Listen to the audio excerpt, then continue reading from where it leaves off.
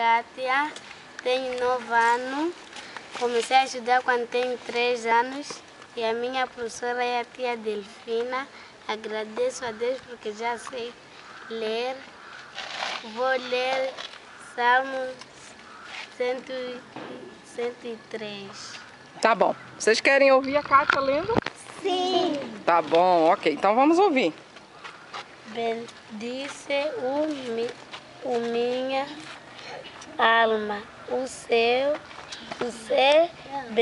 bendiga o seu santo nome. Deus bendice o minha alma e ao Senhor.